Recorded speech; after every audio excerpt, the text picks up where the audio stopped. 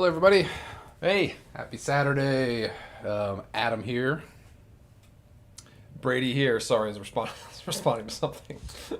Trying to catch up on comments. We are here to welcome to the future of Blacklist Games. We're here to talk to you about things we're working on, things we haven't talked about yet, things we might have teased. We're here to confirm things, kind of just talk about where we're going and what to expect from us in the future. Sorry, the future.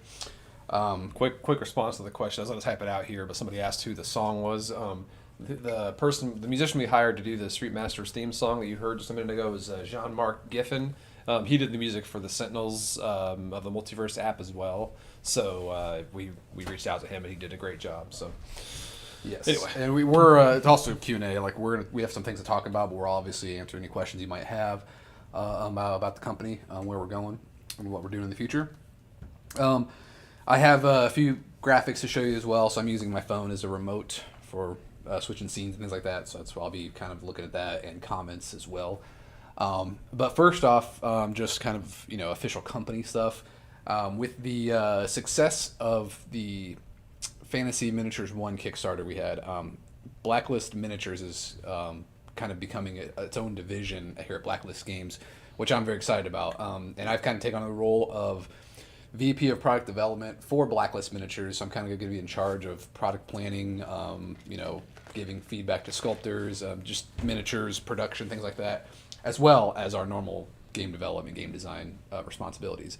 And that means Brady's going to head up Blacklist Games as VP of Product Development for Blacklist Games. All that's just kind of official title stuff. because as you know from our previous games, those overlap quite a bit. Like all of our games have miniatures, and all of our miniatures have games, except for most recently the Fantasy Series 1 was an exception because we were launching that. But typically we'll be, as we'll talk about in this, we'll be making a happy marriage between those two departments. So Yes, and when we talk about our next project, we'll kind of get more into that as well, which we're very excited to talk about. Quick question about where you can get a copy of the Street Masters art book. After the Aftershock fulfillment is completely done, we will put any remaining inventory on our website, and we've also been discussing possibilities of reprinting inventory for Street Masters content in the future. That's something we're not decided upon yet. We're kind of waiting until Aftershock fulfillment is completely done, and we evaluate where we are with inventory and all that fun stuff.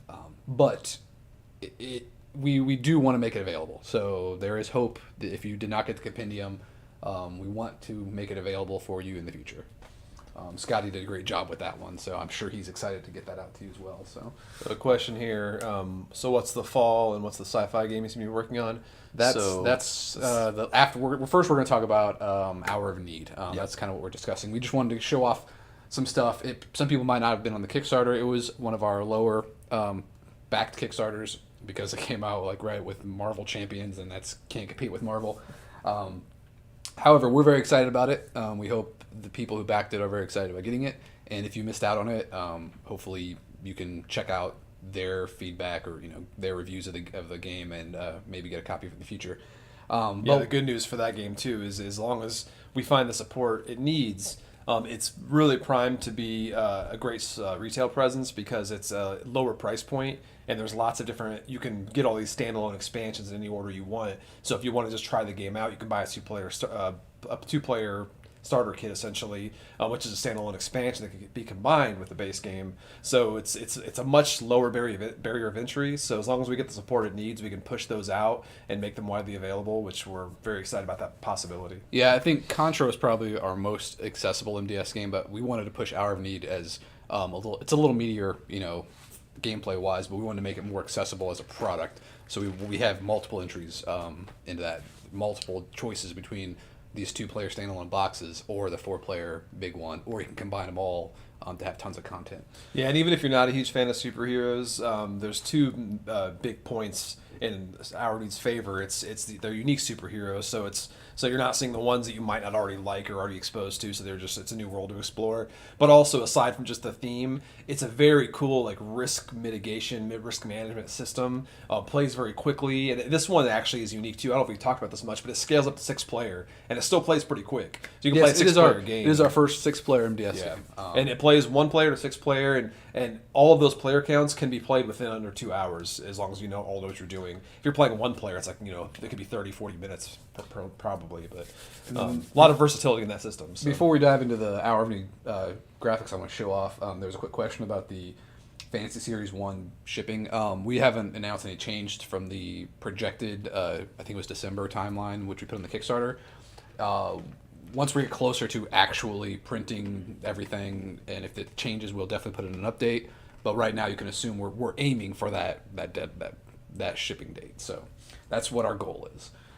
We need the Super Sadlers and Hour of Need. Well, you better buy the Jim and Ice expansion that was exclusive. Yeah, speaking of that, we want to show off some stuff, and I'm going to start off with the best hero in the game. And while you're loading that up, someone asked, are the Contra enemy tokens like in the demo cardboard with colored edges? Yes, they'll be color-coded tokens. So, all right. So Hour of Need. This is a nice little spread example of some hero cards. Every hero in Hour of Need has their own deck of cards and defines their play style, their superpowers, and all that stuff. This right here is from the Jim and Ice expansion. This is Ice, which is a hero that I kind of worked with Brady to put together to make.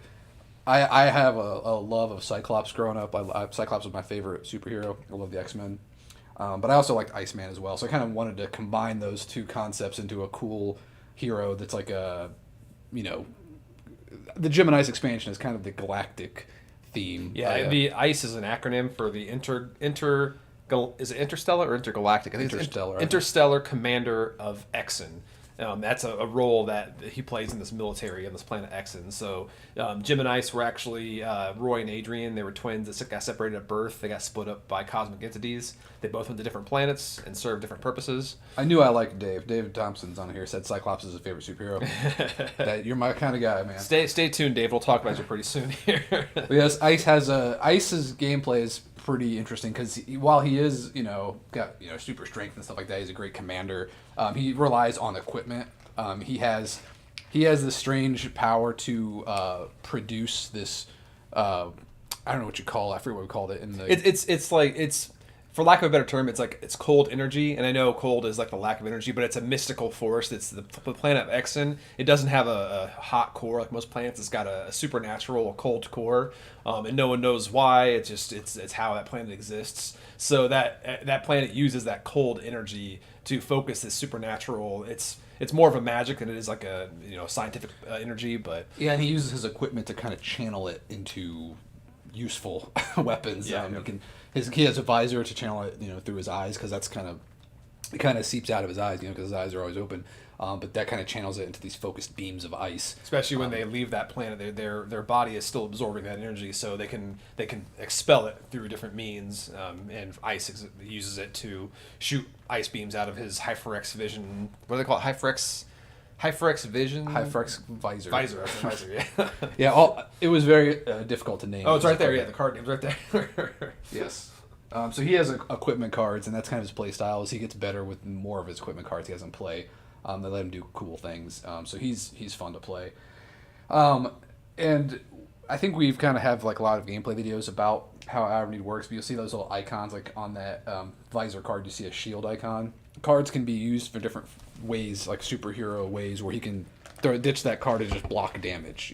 If there's a fist icon, you can just use that card to do a free attack, things like that. It's very fast playing, very over the top superhero theme. So the hero decks all play differently as well, like all our MDS games. So it's really fun to figure out different play styles for the different heroes. And then there's a comment here. Yeah, I like the thought given to the lore. That's one thing also in every Hour of Need product. There's an issue guide that kind of guides you through the story of each issue you play through. Issues are kind of like the stages you're playing, the board and the deck. And there's all the backstory on the characters you'll encounter, like the heroes and the villains, and there's little like story excerpts. So as you're playing through the issue, every time a key event happens, you can read the little story blurb about what happens there. So this has a lot more of that narrative going throughout the game than our previous titles. Well, you'll see on that Train to Commander card also that you can see Jim in the background there. Yep. There's a lot of art with Jim and Ice together because they're in that expansion together. And plus, they're twins. Oh yeah, because it's Interstellar Commander of Exen and the Galactic Enforcer of Mathora. That's it. Or no, the Galactic Emissary of Mathora. That's it. I have these written down somewhere else. I haven't memorized yet. So. All right, and so this is one of the modular decks in the game, are the hero decks. Now, what is a hero without a cool villain to fight against? So there's lots of villain decks in the game. Here's an example of one of them. Somebody asked real quick while you're loading that up. Will there be an MDS where you control more than one character, like an army, country, space, You always empire, interrupt me right when I show something where we can't talk about it, but... Yeah, well, we'll get into that in the next question. But yeah, we have other MDS plans for sure outside of just characters. But So this right here is Acrid's villain deck. This is one of the which box is Acrid in again? He's a stretch goal. He's a stretch goal. That's what I thought. So he was unlocked in the Kickstarter. He is. I'll let Brady explain what he is exactly, but you can tell he likes acid and slime stuff like that. Yeah, he was messing around with a lot of different experiments. He's a very very wealthy scientist. Essentially, he has a lot of labs around Meridian City. But he took his experiments too far. He is essentially melting constantly. He's always trying to keep himself stable. It's got a like a little bit of the Clayface vibe when Clayface is kind of melty, But he actually is creating these biofiends through all of his bio vats that he has. His acrid vats. You can see the card there for the acrid vat.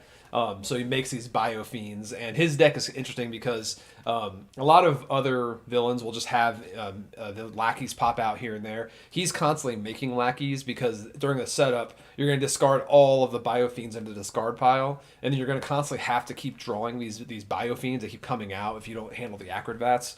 So it's a very cool dynamic on that deck, and it just lets us do more, versatility and more uniqueness for each deck when he add stuff like this to the game. So he was really fun to design. Yeah, and typically villain decks are cool because they contain henchmen. They're general minions in the game that kind of work with any villain, but villains also have their own special henchmen that are unique to that villain, kind of like mini bosses if you think about it from a video game perspective. And they also have what we call perils, like these acrid vats he was talking about. There could be bombs or whatever that's unique to that villain as well. They pop up, and so like any good superhero or comic book character, they're fighting a lot, but they're also solving problems. Diffusing bombs, saving civilians, things like that. So the villains have both henchmen and perils where you're fighting, but you're also solving things. Those are the two main actions in the game as well: attacking and solving, which both make you roll dice. You can go back to that question if you wanted to address that MDS question. Oh yeah. I was going to say we have lots of plans for MDS games. We're not doing them back to back like we used to. We're trying to mix it up a little bit. We're having more outside designers come in, which we'll talk about soon. But we do have plans for MDS games where the deck you're playing as is not just a character. It's more of an entity or more of a group. So you might see that in the future. I'm not sure when exactly, but there's lots of concepts for that in our on the back burner right now. Yes, Keith says, Hour of Need seems like it would be the perfect balance of gameplay length and complexity for the MDS system. I think so. It is definitely, like we keep saying it's our best one because we feel like it's a culmination of what we've learned, how to perfect the system. And, we're not going to say Hour of Need is perfect, but it's definitely the direction we want to go with it. We like keeping, the interesting card play and interesting decisions in the game, but we also want to bring down the play time to make sure people can play, because there's so many games out there. We want to make sure people have time to play as much as they want to play, and we'd like to have our games, on that slot. And mostly focus on the fun aspects of what you're doing, and not the overhead or the upkeep of fixing the game state. More just affecting the game state constantly. That's what we wanted to focus the gameplay on. Are the minis from Hour of Need the same size as Alter Quest? They are in that. I think they're just around that size. We want to make sure that Alter Quest was kind of like the high end of the scale. We want to go with miniatures. Fantasy is kind of bringing it down to more like kind of standards, I'm using an example of things like the Pathfinder collectible miniatures with pre-paints. That's kind of a good direction where we want to go for scale. We want to kind of keep it in line with those popular 28mm heroic scale miniatures. So that's kind of what you should expect from our scales. So this is the second type of modular deck in this game. Now you have your heroes, you have your villain, but where are they going to be fighting? Where are you going to have a showdown? I'm going to go ahead and switch to. You want to switch? Or wait, that's first before you switch, before you reveal it. Somebody had a question here. Do you have a desire to make a longer story design as well? I love the MDS system so much, but would also like to see more deeper campaign. That fluctuates because typically we don't like to have too much tied up in heavy narrative or heavy campaign play because we like to make really, really fulfilling one-off experiences with the option of campaign play. But with that being said, I mean, I'm a writer by trade. I'm working on several novels right now. I like to write, I like to create worlds. So with that in mind, it's likely we might do more heavily narrative games in the future. But And also, like with campaign games, there's an expectation of like leveling up your character, progressing this character, and with like for example, superheroes. For this specific, In comics, the characters usually evolve personality wise and like their story and everything like that. But you're a superhero. You have tons of superpowers and like I take kind of a firm stance where I don't want I guess Marvel Champions is a good example. A lot of people want more story to make it like Arkham Horror, the LCG, but not like I would just very much like to keep it just a superhero experience. I don't want to have to like try to earn better versions of my powers because I always feel like that genre you're already at your peak. Like superheroes are at their peak right now. They're dealing with their weaknesses and everything. So. But yeah, other IPs and other themes we do for sure. We'll always consider adding narrative where we can and everything. And yes, we hope to have Hour of Need available on our retail or our online store. But again, if it does well and the demand's there, we're more than happy to do another Kickstarter in the future with more content because we planned quite a bit for the first Kickstarter. It just didn't unlock. So. And I'll let you switch that before I answer the next question about retail. So go ahead. I just did. I just answered. Oh, I must have been trying to inform He wasn't listening when I was talking. I was reading through a bunch of other stuff. So now to go back to the next scene here, you got your hero decks, you got your villain decks. Where are you going to fight? So we have our third type of decks in the game are the issue decks, and so issue decks are tied to the story you're playing, but they're also tied to this environment you're in, the board. They're also tied to puns. Yeah, so Brady likes to name things with puns a lot. But this is an example of an issue deck in the what's the box called? Divine Law? This was Divine Law. Divine Law is the box name. So this one is in the Divine Law expansion, which was an add-on in the Kickstarter. And it's got a very heavy martial arts theme. So anybody who likes Iron Fist or Daredevil, things like that, comics like that, then you would enjoy this expansion. This is Signed Below, and it's a lot of mysticism. These stages have a lot of mysticism to them. So, and issue decks have all kinds of things kind of to set the stage for your game. Do you want to explain how issue decks work in the Sure, game? yeah. So issue decks, like Adam said, will have a board to give you a place where it's taken, a place where it's happening, and you'll have your issue deck, which will give you all the rules, the schemes, and the different things you have to deal with throughout that issue. Mostly, what you want to do is solve your schemes to be able to reveal the villain and defeat the villain. That's the main goal of the game. And the villain's going to try to progress and scheme along the scheme panels until they can complete their objective, which is defined by whatever issue you're playing. And for example, this one for Signed Below, this all happens in this mystical realm called Skry, Skry. It's like sky with an R. And it's a pun because they're scrying on the world from this realm. They could watch the world below and everything. And this is called Signed Below. Will you sign your name below something? But Yeah. you got it. And I get it. But there's signs below of Skry, of trouble brewing. And this issue, I won't spoil the story because we have the story in the issue guide. But it's all about deception. It's all about the villains trying to deceive the people of Skry and the Watchers, who are kind of the guardians of the barrier between Earth, essentially, and Skry. So this issue is all about you trying to stop the villain from deceiving the Guardians of Skry because they're about to descend on Earth and destroy it because of what's going on. So I'll leave it at that as far as narrative goes. But basically, you're racing around trying to prevent the villain from doing all these different. He's influencing different regions of Skry, and each region is one of the scheme panels on the board. I forget. Do you have the board to show? Yes, I'll go show that next. We'll talk about the board next. But and I mean, you can also explain how you win and lose in the game. Yeah. So, like I mentioned before, your main goal is to solve these schemes, and you'll see two schemes here. There's a scheme at the dojo called Fanning Fanaticism. That's the scheme the villain's trying to do, but you can solve that by doing 8 justice to it per. And you notice the icon below the 8, that's the villain's hidden token. So when you bust that card and flip it over, you're going to discard a hidden token from the villain. And once the villain has all of his hidden tokens gone on his card, you can start trying to put justice on the villain card to flip them over to the showdown side. And once you defeat the villain on the showdown side, that's how you actually win the game. So you're basically I'll trying flip to this over to the villain deck just so you guys can see an example of. I think he's on his showdown side. That's the showdown side, yeah. So he'll have his health on the showdown side. The other side, he'll have his justice value. It's always per player. And you're trying to deal that much damage to him to defeat him. And when he's on his showdown side, he's actually on the board, the main board. When they're in their scheming side, they're going to be in the scheme panels, jumping around, trying to cause trouble with whatever the issue is. And it's honestly, it's one of my favorite mechanics of the game. I love the dichotomy between being in the scheme panels and like kind of being more zoomed in and trying to solve crimes, and then you have to move out to the big map and move around the city or whatever. And yeah, and speaking of maps, I got something to show you here. The issue deck is going to be tied to a board, and so there's all kinds of different kinds of boards in the game, but this one here is tied to this deck. This is this one's not. This is a different. This is a different one. Sorry, I have I had the wrong graphic up, but this is an example of an issue board, and how Brady will explain how this works. But this is good because it won't give too many spoilers away from the one I was just talking about. So yeah, we kind of wanted to give examples of different feels of the game. So that's a different issue deck. And this is on Campaign Trail, correct?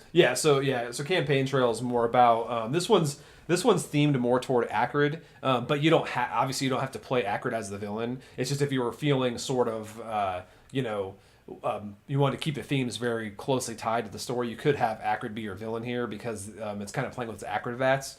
Because part of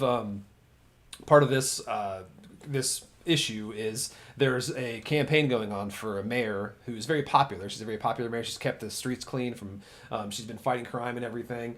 But however, there's a challenger in the form of a character who I won't go too much into, but his name's General Domain. He's a very militaristic fascist villain.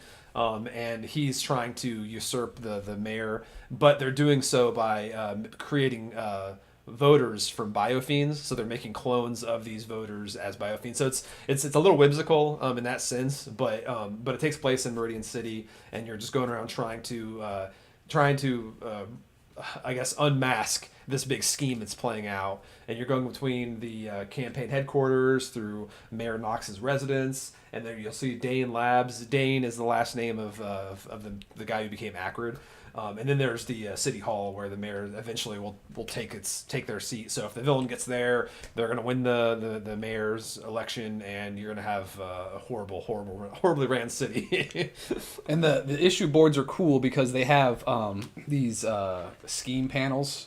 There's scheme spaces on the board, and they correspond to scheme panels. So you see like the red square in the circle there. It corresponds to that red scheme panel off to the left. So it's kind of like you go to this location and then you zoom in to where you are, and the scale for Hour of Need is all over the place. So there's some, like for example, the what's the lab one called? The automated chaos in the base game. That scheme or that issue board is very zoomed in, where you're actually, this feels like a tactical like dungeon crawl where you are really close up, and this one more zoomed out, like you're traveling the whole city. Yeah, and actually in the base game, we kind of try to cover all the scales because you have the city in Century Heist, and that one's more, that's the one we showed a lot of in the Kickstarter. It's where it's zoomed out more like the wider city, and it's more of a race against time, running around the city trying to juggle all these problems. And then you have a kind of more zoomed in on the docks when you're trying to stop the shipment on the docks. Why can't I think of the name of the shipping one? Because we do too many. Yeah, so many issues. But whatever the second one was, oh man, it's gonna bug me. but there's a dock one. It wasn't peer pressure because that's Street Masters. Yeah.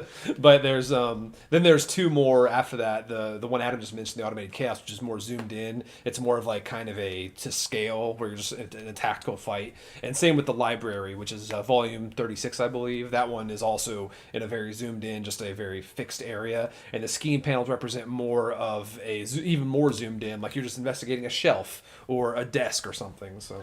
Yeah, we kind of wanted to cover all the bases with what you'd be doing in the game, because superheroes, as you know, comic book fans, the stories encompass all kinds of different activities. So we kind of wanted to make sure the game could support whatever story we wanted to tell in a comic book form. And those are the graphics for Hour of Need that we had to show off today. But we kind of wanted to give you a taste of what to expect with the game. Yeah. And somebody just asked, they just tuned in, they said, you're talking about the previous Kickstarter. Yeah, because the release is coming up soon, so we're talking about things coming up right now, and Hour of Need is going to be the next big release for us. So yeah, and we're very excited about it as we get closer. We're using the same factory that we used for Alter Quest, and of course they have all these other projects as well. So we're trying to move our need along as fast as possible. COVID slows things down, but we're excited, getting closer to getting that thing finished up. We can't wait to get it in your hands. Anybody who did not back it, go check out the Kickstarter for videos of the game, updates showing off. I think Scotty went to in depth with some of the card decks, so you can kind of get a taste of some of the other content in the game. All kinds of cool stuff for that game. So we're super excited to get that out there. Got an hour need question. Do heroes move more spaces on zoomed in maps? That makes sense. Actually, no. The scale is just different, like the time scale. So in like Century Heist, where you're zoomed out, it's assumed that when you're moving, it's a longer period of time. So because it all matches up with whatever making waves. Doing, Mitch is there. Yeah, making waves. That's the Thanks, one. Thanks, Mitch. That was the doc one. But yeah, it doesn't change we wanted to keep it consistent across all the issues, so there's not any exceptions when you're playing certain ones. So anytime you are moving, you're moving 3 spaces. But that also helps kind of enhance the theme, because you have a lot of abilities that lets you like just fly across the map. If you have a flight card, you can just discard it and fly across the map. So it's like you either flying across a room or flying across a city. The scale is always going to be the same. So, well, thanks for that perfect segue there, King Bread. Talking about Adam and Brady Digital. So that kind of. I don't want to skip any questions, so let me know if I forget any. We can go back to them. But at the end, I'll handle. There's a lot of questions about books and stuff. We'll handle those at the end. We'll talk about any personal stuff at the end. But right now, we're focusing on just upcoming releases. So. Yeah. So those of you who might not know, we released our first Blacklist Digital product, which is the Street Masters app. That is now available on the Android, Google Play Store, and iOS, the Apple Store. We've heard great things about it so far. People are really liking it, so we're excited about that release. We definitely have more plans in the future for more digital products, which we'd love to do. Of course, we're new to this, and we have one developer that is working on the app very hard. So we want to make sure we don't stretch ourselves too thin, but we definitely want to do more in the digital space. And we also want to take the Street Masters app to different platforms. Like we definitely want to take it to Steam. There's even been talks about taking it to Switch. All those are processes we're going to learn and we're working on. But the more successful it is, obviously, the more resources we can put towards that. But that is another one of the pillars of the company. So now we have Blacklist Games, we have Blacklist Miniatures, and Blacklist Digital. Those are just different divisions within Blacklist Games. We're making games. We're making games in different formats, different things for games, but it's all Blacklist Games. That's kind of what you should expect from us in the future as far as products. We're kind of pushing those 3 categories as much as we can. Somebody asked about Hour of Need. I don't know much about the logistics on this, because they said we reopened the Pledge Manager on Hour of Need. I'm not sure if there's anything. I don't think we can on that. I think that one will be locked in because it's so close to printing. But we are trying to make it so we can offer more of our games on Pledge Managers for our Kickstarters. For example, I'll talk about this more when we talk about just a little bit here when we talk about our next project. Remind me, I'll talk more about making things available on our Kickstarter. We did that with the Fantasy Series 1. We made Alter Quest available because it worked out that way that we could. We want to do that more often, but when we have more control of our inventory, obviously. So that's definitely a goal of ours. We definitely want to make our products available to people. That's probably one of our biggest weaknesses, our growing pains as a company. Such a small company, we need to learn to find ways to make our product more available. So. I think we're caught up on questions. So what are we talking about next here? So all right, so we covered our need. We covered the app. I guess we're now to the point where we're going to talk about what's next, what the next project is going to be. I guess we can. I'll just touch on Contra. If you weren't aware, Contra pre-orders have went up. They are available on our website. If you go to blacklistgamesllc.com, you'll see a Contra. Scotty might drop a link in the chat. I don't know, but maybe Scotty or Mitch might drop a link in the chat for a direct link to the pre-order page. That is set to come out sometime next year. It's dependent on licensing. Yeah. Obviously, that's the big issue, is making sure we line everything up. But yeah, the game is obviously ready to go. We're just putting the final touches on all the production schedule and everything like that. So it'll be soon. Yes, so that's our first non-Kickstarter game. That's just going straight to retail, and it's also our first licensing game. So it's a 2-for-1 first for us. So it's been a learning process as well. It's taken a while. I think we teased Contra like a long time ago, but yeah, it's finally to the point where we can actually put it up for pre-order. But we're very excited about that. it's a really cool game, and can't wait to get people to play it. Scotty's been running demos at Gen Con Online. People have been really digging it, so we're very happy with where that's going. So that takes us to what is next. So we've hinted and teased at a project we're working on with external designers. So this is our first game for Blacklist Games where Brady and I did not design all of it. We didn't. We didn't design the system. We helped develop it, and we've added some stuff to it. But it was, and we brought the concept forward to the design team we wanted to work with. So. Yeah. So those of you who have might have heard of a game called Undaunted Normandy. We played that. We really dug it. Yeah. The first time I got that game, I was playing with my daughter, and my very first thought was like, man, I want to play like an adventure game or something with this system, because there's so much you can do. I love how elegant it is. So like I immediately posted on Twitter saying like, oh, this game is amazing, and I want to do an adventure game like this. And then immediately David Thompson and Trevor Benjamin were connecting with me on Twitter, and we kind of just went from there. We had a lot of discussions about possible working together. And it became, do we want to talk about what the game is, or kind of more just... Well, we can lead up to it. This is a game. We contracted David Thompson and Trevor Benjamin to design a game for us. And we wanted to make a game similar to Undaunted Normandy. We wanted a competitive battle game. We had tons of ideas for the theme. But this is what we landed on, and this is what we're going to be doing in the fall as our next Kickstarter project. All we have is a nice little logo for you guys to tease. This is a Dire Alliance Horror.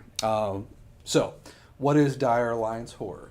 So I guess we'll start off with what is Dire Alliance? Alliance, okay. So Dire Alliance is I guess the best term we can say is we wanted to create an anachronist system that could work with any themes. Yes. A system that is adaptable to anything. Yes, because I'm a big fan of games like Unmatched, where you just pair up different things and you can play. They're all compatible, different settings. But we wanted to take it a step further and make an entire game in a genre or in a theme and build an IP around that. But then if we ever did other sets, another Dire Alliance in a different setting, for example, they could be compatible still, even though they are very unique themes. Because that way you just keep growing the content available. You have a working system that people understand. It's elegant. So that was the kind of the vision for Dire Alliance. And then horror, we've been really, really interested in doing a horror game or horror miniatures or something like that for a while now. And the timing is working out where we can hopefully launch this around Halloween this year. Hopefully. We'll see how things go. At least in that time, and then in the fall, where horror is just... That's the goal. The goal is fall. And setting agnostic is a good word. Yeah, there's another word that's similar to that. But yeah, setting agnostic is what we wanted to make the system be applicable to any setting. But at the same time, we wanted to start off in horror because there's a lot of very thematic things about this version of the system. So the system's open to other designs, but it's very fitting for horror. So and us being us, when we got the game, we played the battle game that they gave us.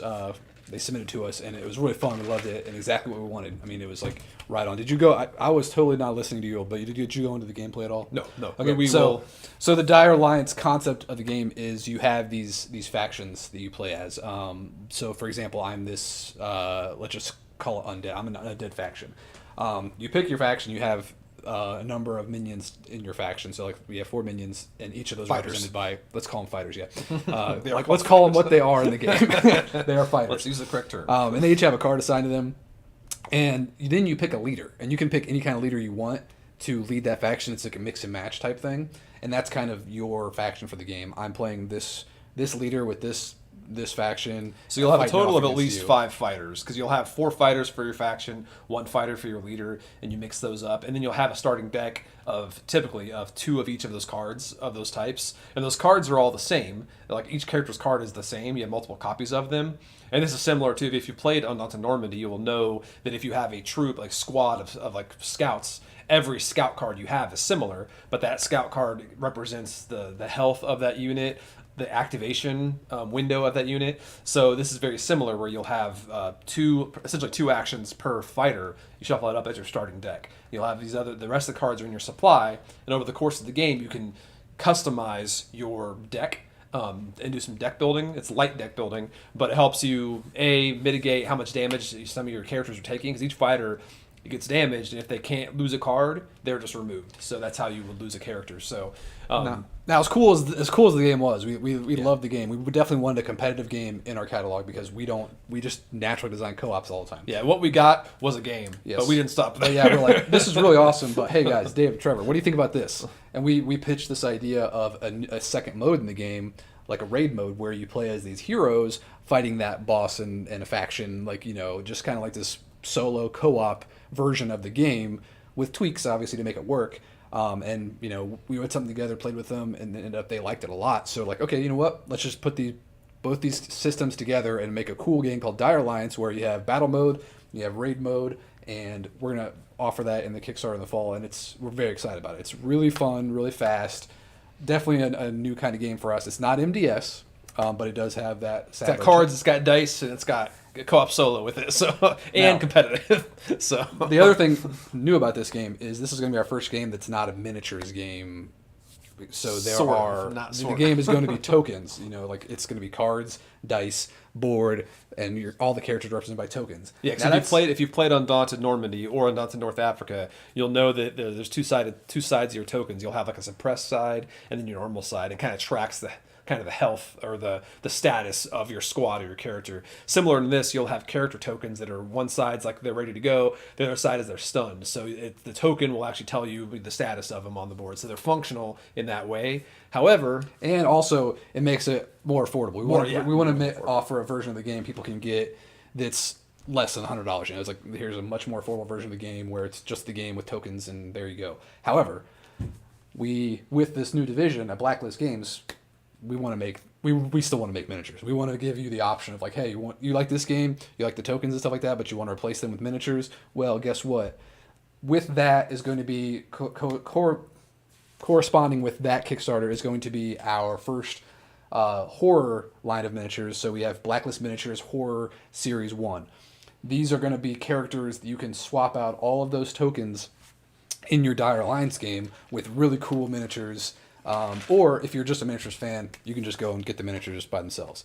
So the Kickstarter is going to be game, miniatures, or both, and try to make it all in a very cool, very, very low cost, good value for everybody. So yeah, and some people might wonder what horror entails. Well, we kept it vague in the sense that this is Horror Series 1, so we want to be able to cover a lot of different genres, subgenres within horror. So this first series will be focused solely on classic horror and our own take on that. So we want to look at, the Draculas and the Universal monsters and the Wolfman, all those classic monsters like Victorian horror, Gothic horror. That's what we want to start with for series 1. But with our own spin. But yeah, exactly. It's not, we're not just adapting. We're not having just a Dracula miniature or a Frankenstein miniature, but we're going to have our own spin on those tropes because we want to build a setting that's our own unique vision of that whole Victorian Gothic horror genre. So we can take questions as far as we'll have more in-depth gameplay information soon and more art, more visuals to show. But we want to tease you with at least the logo and kind of an overview of what it means. And like this is also a nice taste of what you might expect from future projects from us as well, where we want to do more of this smaller game package where we can package the game and the miniatures separately, but also offer them together in the Kickstarter for a good value. Yeah. Because the audience we want to appeal to is we want to appeal to the gamers who want a game. So there's a proven system like Undaunted Normandy that people enjoy, and there's a game that's similar to that by a design team that's well known, regarded. We want to appeal to them and make a game available, but also add a deluxe option. So if they want to get the game, great. If they want to add the miniatures, awesome. We also have just the miniatures for role players, hobby painters, so whatever you may be, which want the miniatures, want to appeal to them as well. So there's those three categories. You can get the game, the miniatures, or get the deluxe game with all the miniatures and everything. So that's the goal, and that's what we want to make it easier for people who want certain things certain categories from us. And our plan is to not have tiles for this one. This one is going to be a board. So it's a fold-out board, double-sided, 2 different boards on the base in the base game. That's kind of the plan. And the boards will have scenarios tied to them to kind of add the theme to that board. So if it's, for example, a dark forest, it'll have the scenarios based on that and add rules based on that. So. Someone mentioned that their computer cut out and asked if this was miniatures. It's both. What was the screen? Yeah, the screen was miniatures. That's fantasy series. Horror series 1 is a line of miniatures that's going to correspond with Dire Alliance horror, and that's pretty much.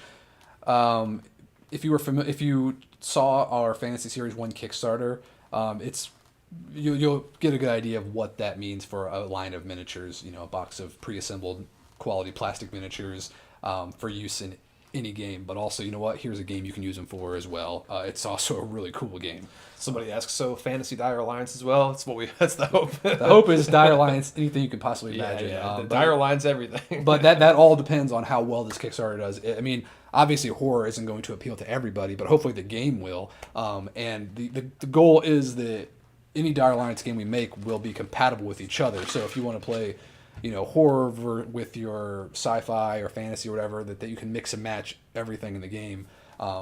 That's the goal. So that's what we're hoping that Dire Alliance horror is a big enough success that we can kind of keep it going and keep David and Trevor busy with projects in the future as well. So we have will horror series be compatible with the fantasy series size-wise? The fantasy series 1 is a good basis for what our scale will be for miniatures. That's kind of what I'm basing scale on going forward. So you can rest assured that anything Blacklist Miniatures will be in scale unless otherwise said this is specifically a different scale for this reason. But typically we're going to go with that scale. So this other question here is, will both Kickstarters run at the same time? Yeah, these will be different pledge levels. This will be the same Kickstarter. Yeah, so it's kind of a combo Kickstarter where it's like, here's Dire Alliance horror, here's horror series 1 miniatures, and they go together very well because you replace the tokens with the miniatures if you want to play with the deluxe components, or you just get one or the other, whatever you want to do. And then we have a question here: will these classic more Hammer horror, such as Dracula, Werewolf, Wolfman, Frankenstein, or more Cthulhu-esque? The idea for horror as a genre, as far as our horror line, we want to cover as much as possible. But Series 1 is more tied toward that classic Victorian horror, and it's almost more like Castlevania. If you're like a D&D player or whatever, for example, I want to make sure that these miniatures are things you could use in a D&D campaign as well. Yeah. If you're playing like Curse of Strahd or something that's like horror themed, these would fit perfectly in a fantasy setting. You'll have that kind of Victorian aesthetic, but with our own spin on it. And like flintlock pistols and muskets and stuff and crossbows. But that's the vibe it's going to be going for. Yeah, Dave said he's already ready to work on Dire Alliance everything. That's good because we're excited about the game system. We kind of want to keep it going. I want Dire Alliance kitchen where you're just playing as cooks in a kitchen. So we're hoping to appeal to a wide audience with this. We have people that might be looking for a good little competitive game. They might like Undaunted Normandy or Undaunted North Africa. They might want a quick, lower cost solo co-op game that's like a battle game with deck building and stuff like that. You might be a fan of miniatures in general, just want some cool horror miniatures, or you might be, those might all hit you and you might be interested in all those. But we're hoping to hit those different audiences and have a really, really big Kickstarter to launch this game line. That's kind of our hope. So another question came up here. During the miniatures campaign, it was mentioned you had an idea for a game that could be designed specifically around the miniatures in that set. Is there any update on this? We can talk about that some. That was the Lasting Tales book we teased. We can go into that unless we want to cover any more here. So yes, and there probably won't be like a lot of hard details about that until after Fantasy Series 1 delivers. We want to make sure people get those. That's the keystone for that one. So. But the thought was that, considering how successful that was, I definitely have Series 2 in mind. And the goal would be that if we did whenever we do the Fantasy Series 2 Kickstarter, we would be able to offer the Lasting Tales with that. So obviously, as far as ideas and development go, we're always jotting down ideas for games and things like that. So, a little on that specifically on Lasting Tales, just to give you a little background. Adam and I both we got into this hobby mostly, besides like HeroQuest, mostly through GW, like Games Workshop stuff, like Warhammer. We had this weird affinity with Mordheim, so that might tell you something. But I love But we also love the skirmish games. Like we play a lot of Frostgrave together, and you love like Warcry. So that's sort of what we were thinking along the lines of. So we'll have more information as that moves along. So. Will Anota normally be available during the Pledge Manager?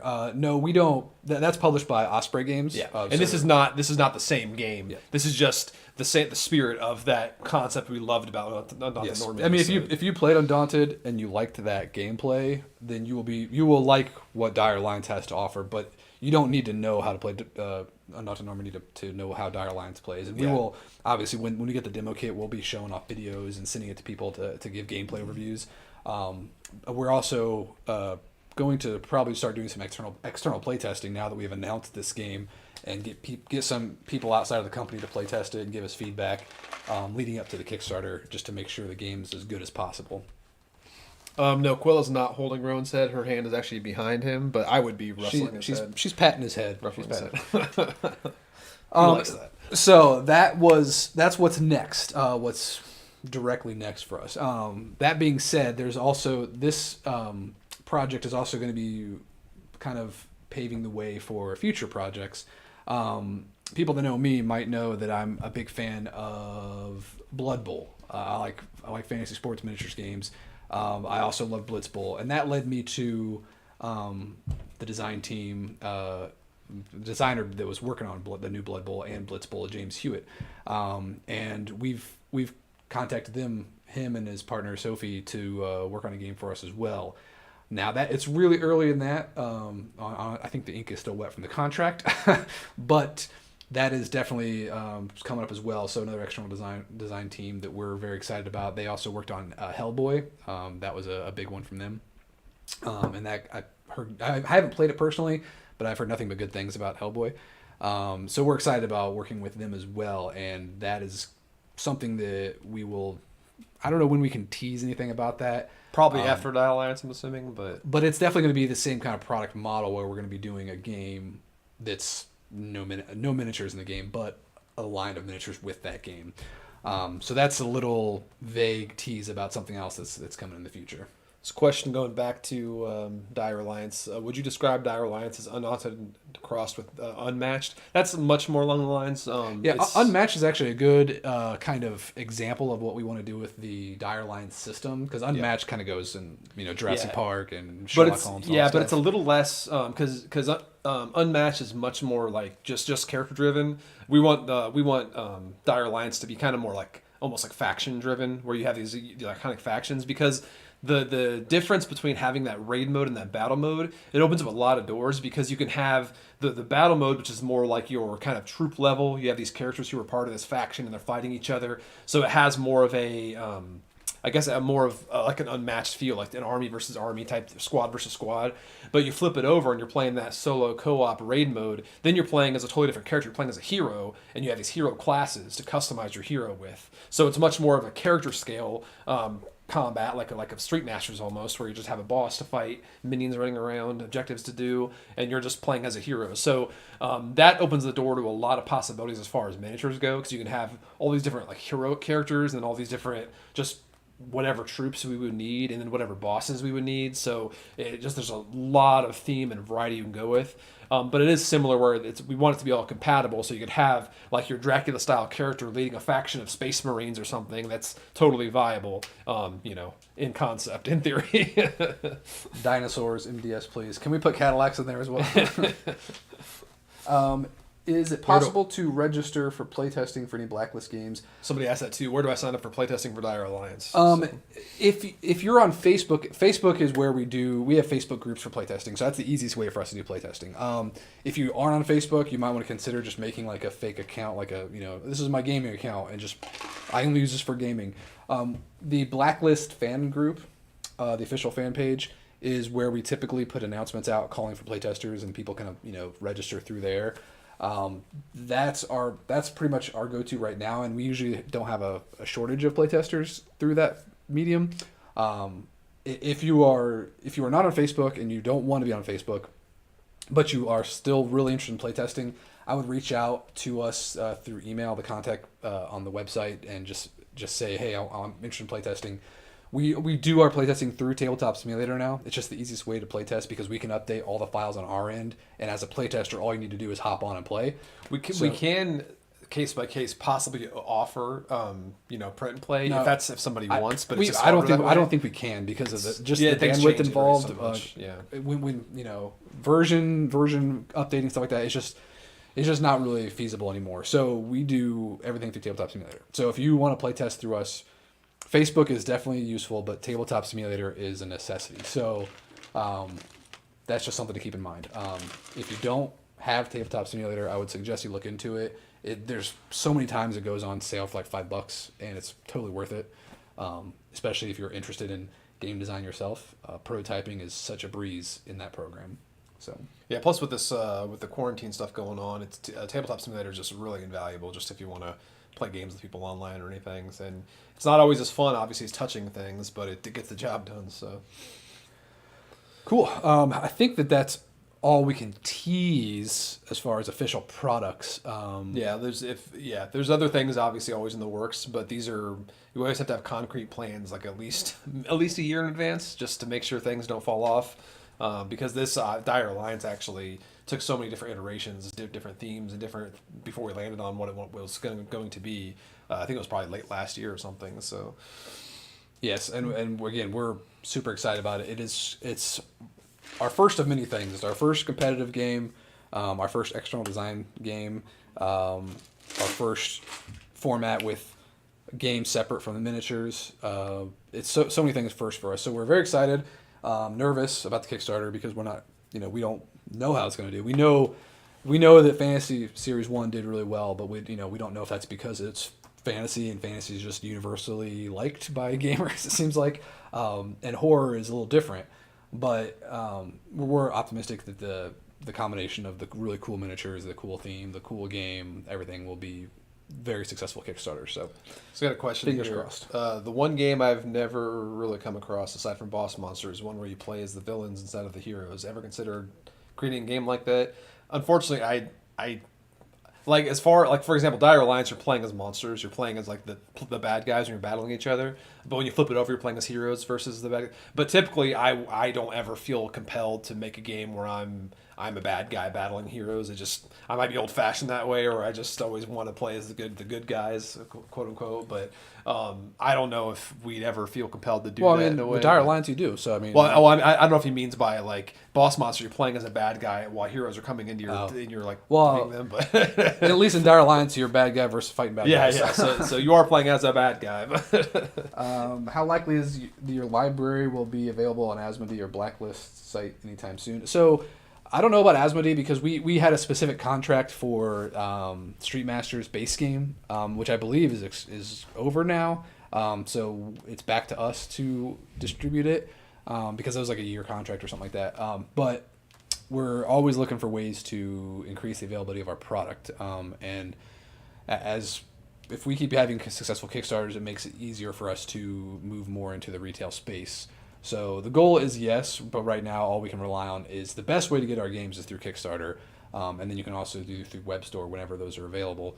But yeah, Kickstarter is always the best way right now. We're not sure on price for Dire Alliance yet. I mean, we've been throwing out numbers, but we'll have something more solid soon. Then we have Please Keep Working Cooperative Games. You might have just seen we announced our first competitive game, Dire Alliance, but we forced our cooperative solo stuff in there. So. even the one after that we're working on with another external team, James Hewitt, is going to be competitive as well. But I'm definitely saying, hey, right off the bat, let's design a solo variant in this right from the ground up. Yeah, co-op might not work very well in that model, but it's solo for sure. Yeah, solo for sure. And then Adam, what are your thoughts about the new Descent? We can't even say anything because we know too much and we're under NDA. I'll just say I'm intrigued to see the final product. Yeah, we're excited. Yeah. So I don't know what to think of it yet, but I'll wait till they put the details out so I can give my opinion. Yeah. But I thought the reveal was funny. I thought. Yeah, Chris did a great job. Chris is an awesome dude. But yeah, we can't really share any personal thoughts because we've already seen too much behind the curtains when we were there working on our games. So, lots of comments here.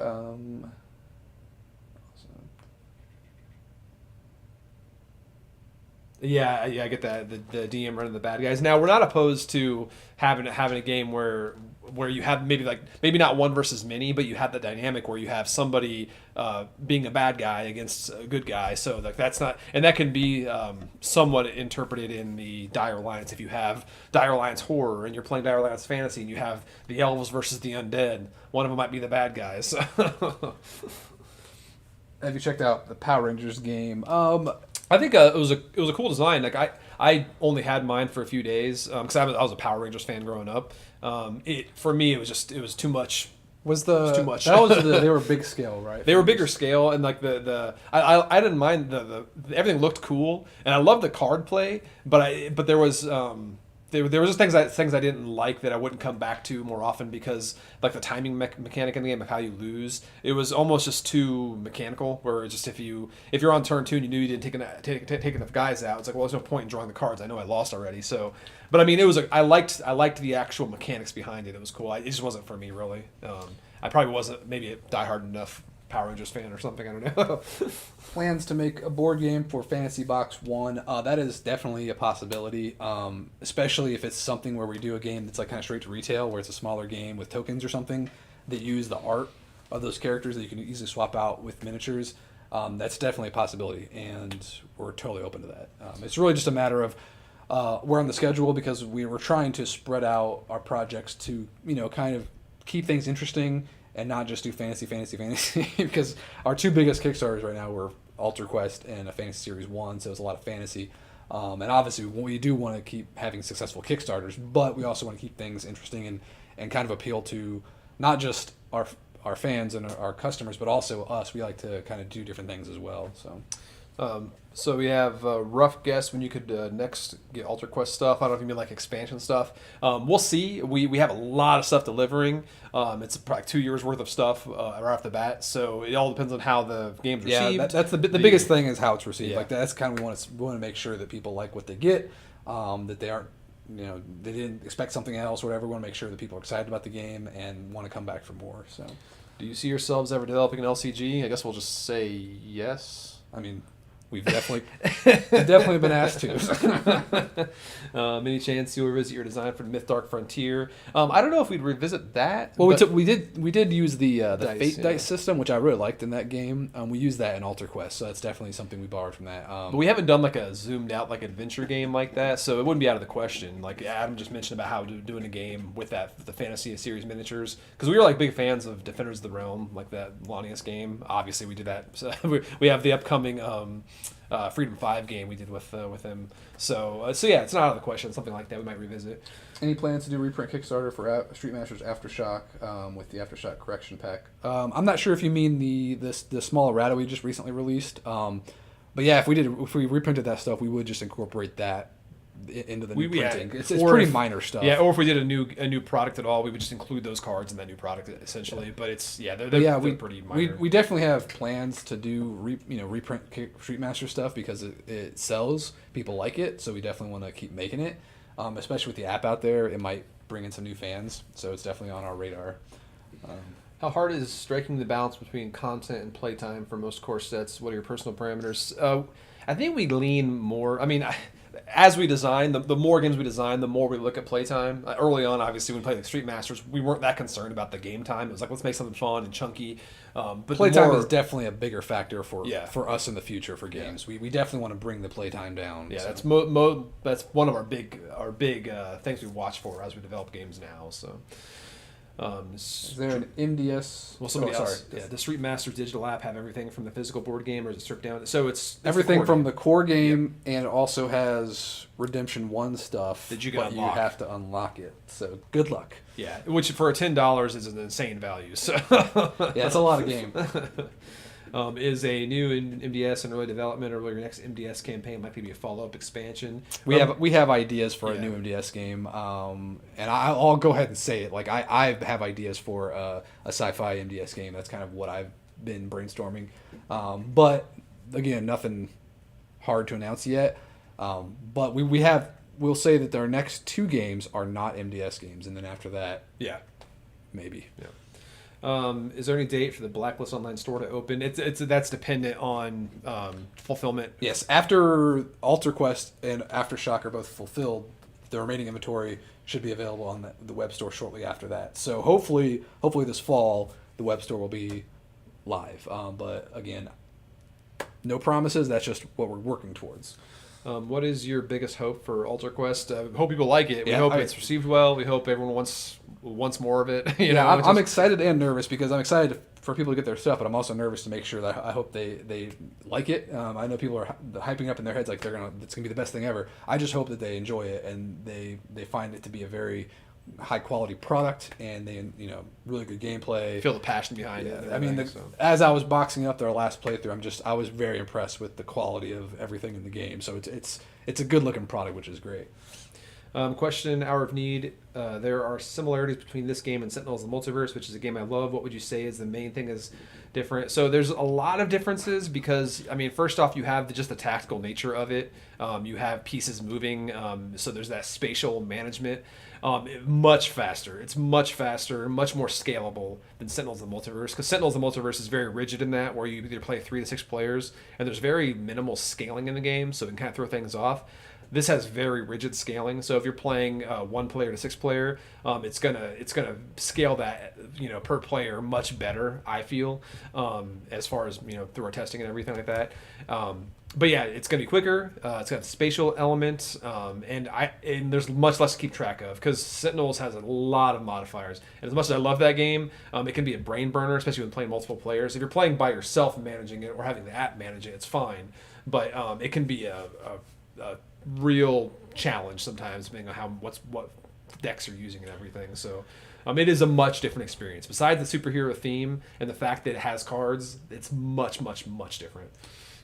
Any future Brook City love? I will just say not sure about that one. That was something that came up earlier. Somebody said they had an idea for an Hour of Need and Brook City crossover. Ironically, during the development of Hour of Need, where there were several times we're like, man, we figured out what we wanted to do with Brook City. So there's a lot of things we would like to do with Brook City, but as it exists now, I think we want to do things so much different they would require a different game altogether. It is one of our more controversial designs. Some people love it, some people just hated it. So I love the theme. Action cops are cool. I personally would love to do a second edition of the game to clean things up. And like Brady said, there's so many things in Hour of Need we want to have done. I think the Hour of Need format would be perfect for Brook City. So that's what I would love to do with it. It's like solving crimes.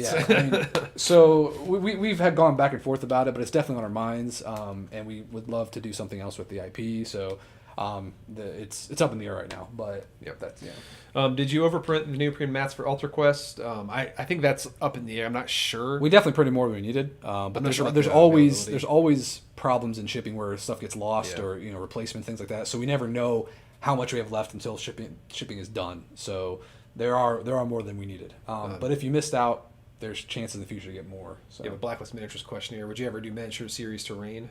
I don't know about us personally, but we have been in talks with a company that does terrain that might want to partner up for Lasting Tales.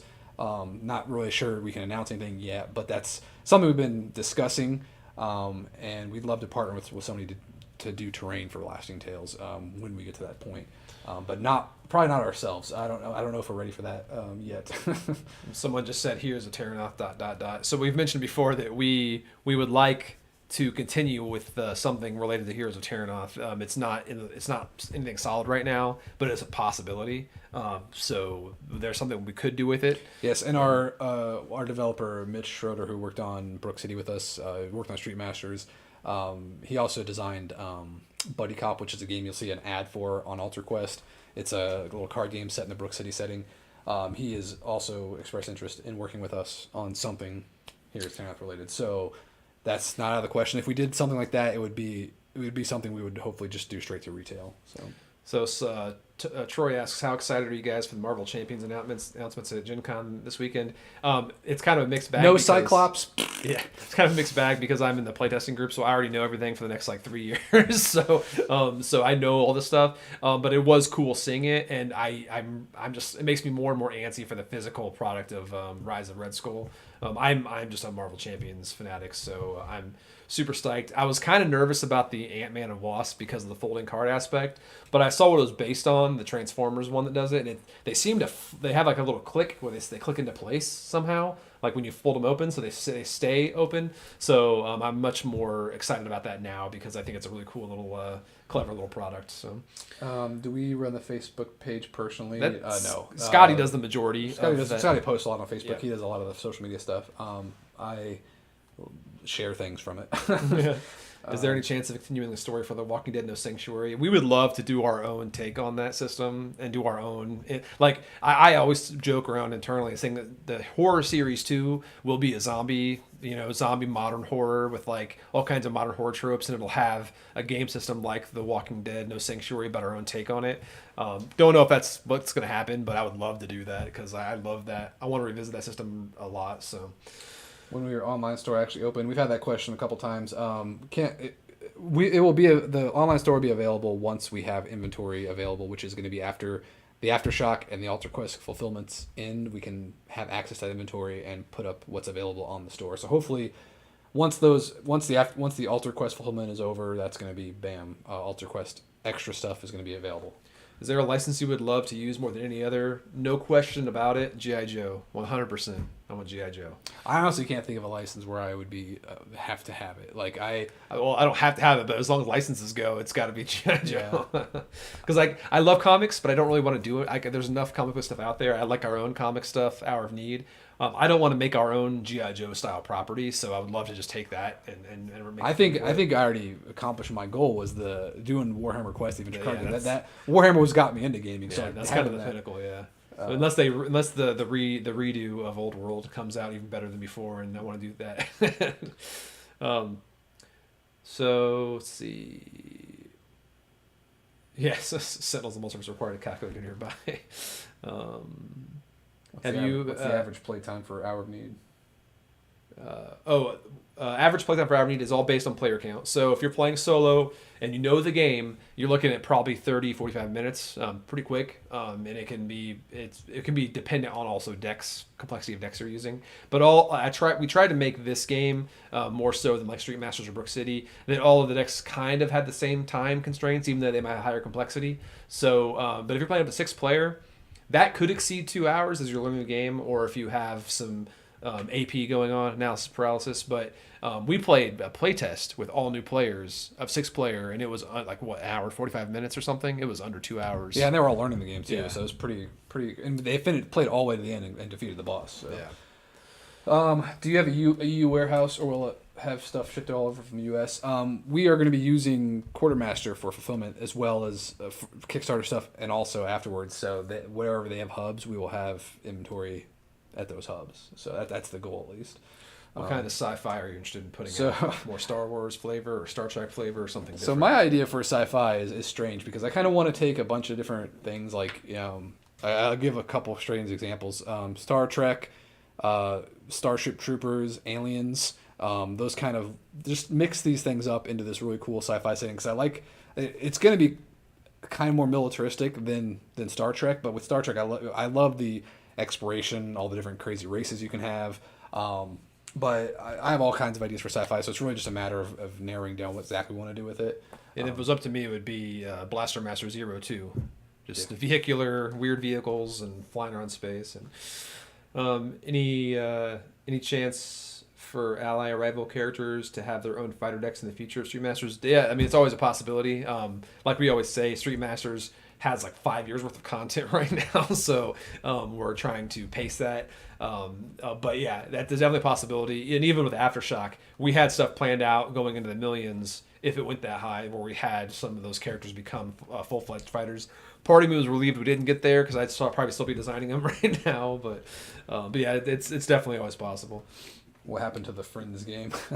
we definitely had a pitch ready for it. we keep asking for it. We have the idea for it. Then you had David Thompson there, G.I. Joe, and Thompsons are on deck for doing our G.I. Joe game with us because I want to. Yeah, once we get that license. Would you think in a future game story narrated by a foreteller or any other professional narration company? I'm not opposed to it. We're open to it. Yeah, it's not something that we plan for, but if it came up, yeah, sure. Do you have any relation to the next iteration of Descent? No. Other than knowing about it, that's about it. It'd probably get a based on credit, probably. No, I don't think. I don't think it is. I don't think it's based off. I'm not sure, but like. Yeah, they might. I think it. I don't know. I don't know much about it. Yeah, we can't share too many of our thoughts because I said we're under NDA and we've already seen too much of it. So. Would love a Street Masters of the Universe, Masters of the Universe. Yeah. So it's a lot. The Simon one, the Come On Masters of the Universe looks pretty interesting. I want to see what they do with it. Stargate, that's cool too. Yes. Would you ever create a game based on animal style? I don't know if you mean like anthropomorphic kind of cutesy game, but yeah, we've had a lot of discussions about that. We'd love to do a more kind of almost like kid friendly family style game, but. Masters of the Universe, that's all Simon. They announced that they're doing that. Mm-hmm. Also,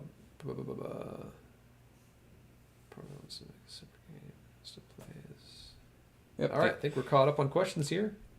Yeah, so hope you guys are as excited as we are about Dire Alliance Horror and the Horror Miniatures line, and then the future projects after that. If you haven't yet, I hope you guys have checked out the Street Masters app in the Google Play and the Apple App Store. So Alice just asked, the fall was the game you just announced, right? Yeah. So Dire Alliance is aiming for a fall Kickstarter. Hopefully, I mean the aim is for a Halloween around Halloween time. I'm just gonna say we're not gonna. The plan is we're not gonna launch the Kickstarter until Alter Quest fulfills. Hopefully, that's the goal. We want to make sure Alter Quest is out there, fully fulfilled. Before we move on to the next Kickstarter, that's our goal. So yeah, we can't nail down a date until that happens, but that's what the hope is. We would hope that we by the fall by pocket. Yeah, we should play Warcry. I wish I wasn't. There was a pandemic going on. I want to play some games. I haven't played that since the last time we played, which was like a year ago. It seems like. Did you say they made the trappers in Warcry? No, I'm not gonna play that until they make a good faction. Awesome. Yeah, I'm excited about the horror miniatures as well. Lots of cool ideas for those. Can you reopen the pledge manager for Hour of Need like you did for Alter Quest? I don't know if that's possible. Yeah, it was only possible for Alter Quest because it was like the timing worked out just right. I would love to reopen it because I would love to get more. I want to get more print run of that in, but we'll talk, see if that's a possibility. I'm not sure if it is, but because I think it's too late for that. But we would love people to get in on it if they missed out on it. So we'll talk about that and we'll make an announcement that's possible. So someone asked, I think it has been said another Kickstarter for Street Masters, isn't it? This time we want. No, we haven't announced any Kickstarter for Street Masters now, right? Currently, it's. We have been talking. We have after the Aftershock fulfillment ends completely. Any remaining stock will be available for sale, but we're also reassess our inventory there and maybe figure out if we need to reprint things. But if we did a reprint campaign, I would like to do a reprint campaign where we just offered things that are available without doing new content because there's already so much out there. Yeah. I think there's just people that just want to get the stuff that they missed out on. So cool. I think that's all the questions. Yeah. Awesome. Well, thank you for joining us. Hope we see everybody here in the Dire Alliance Kickstarter. Any of you interested in playtesting can reach out to us on when we watch for a post in the Facebook Blacklist fan group. We'll make a post calling for playtesters. If you're interested and you have Tabletop Simulator and you want to playtest, just watch for that and let us post. You'd be able to apply for playtesting. We look forward to seeing everybody in the Kickstarter in the fall. Hope you guys check out the Street Masters app. If you're interested in Contra, go pre-order that. And yeah, that's it. We're hope you have the good rest of your Gen Con 2020 online, and we will see you next time here on the Blacklist YouTube channel. See ya. Thanks.